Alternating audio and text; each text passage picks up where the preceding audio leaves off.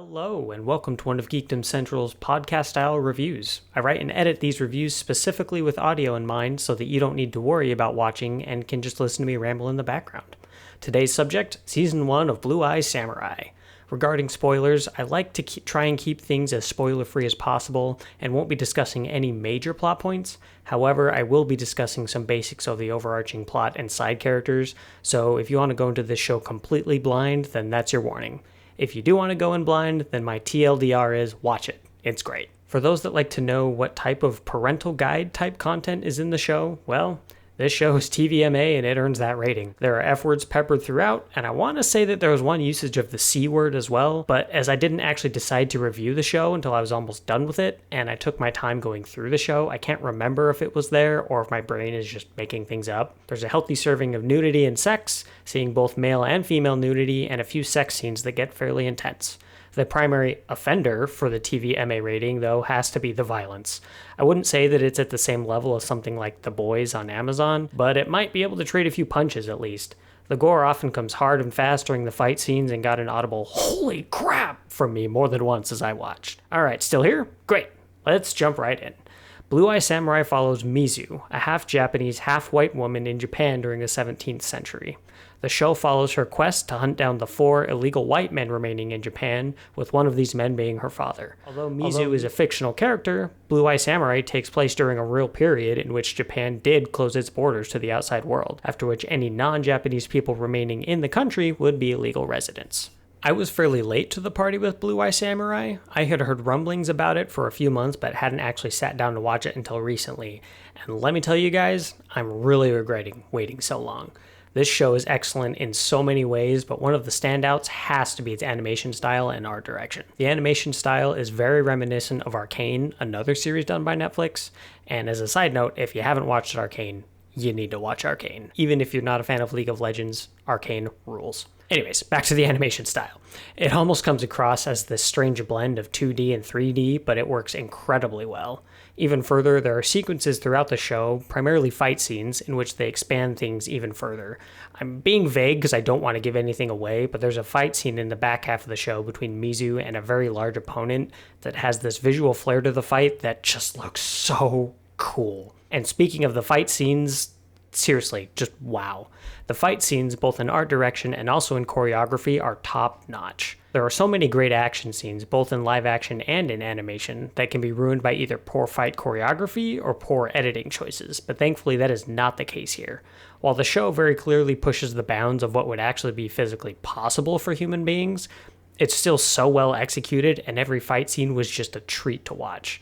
I genuinely cannot stress enough just how good every aspect of this show looks. While visuals are important, they can't hold up a show alone if the story or characters are poor. The primary story itself is a familiar one, a protagonist who is on the path to revenge and must grapple with that revenge.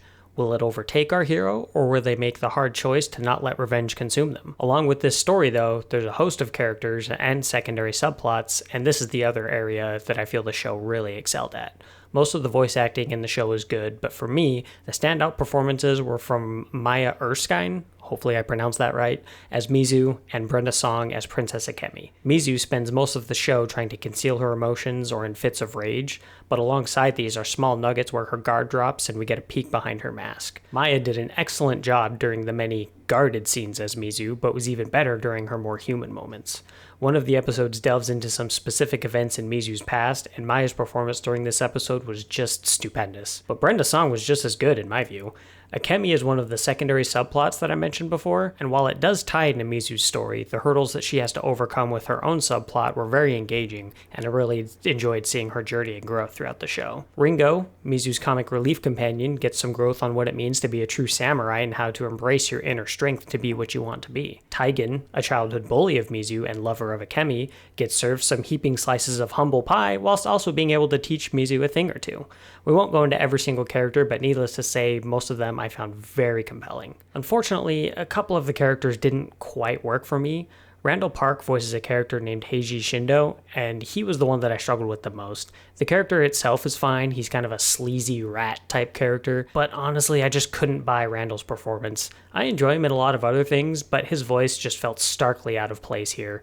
It's really hard to explain, but his voice and way of speaking feel very modern, and while he had a couple of scenes that I actively liked his performance, overall he just took me out of it every time he spoke. The other character that I struggled with was Kenneth Branagh, and again I hope I pronounced his name right, his character Abijah Fowler, who's our main antagonist for the season. According to Wikipedia, the character is Irish, and this very well could just be my American ignorance shining through, but I had no idea what accent he was supposed to be using during the entire show. It was clearly European, and as I'm not Irish, I have no idea how accurate the accent is, but I just did not have any idea as to what his accent was supposed to be while I watched. I also found his character to be less compelling, given that he's pretty typically evil. He doesn't have much in the way of gray areas, and as a result feels a bit like a Saturday morning cartoon villain that way. But the good news is that the actual performance is very good. Kenneth was very menacing, and I feel like he had a lot of fun recording his lines. As for other issues with the show, my only other real nitpick is that Mizu's abilities seem dependent on the scene that she was in. In some scenes, she could easily handle 6 or 7 men with almost superhuman-like reflexes, while in other scenes she'd get injured with only 1 or 2 enemies that should have been well within her capabilities to fight. The season also leaned a bit too heavily on the trope of Mizu gets injured early on in the fight, therefore hampering her ability to effectively fight everyone and increasing tension. It happens a few times throughout the show, and while I understand its narrative purpose, it still felt a little ham-fisted.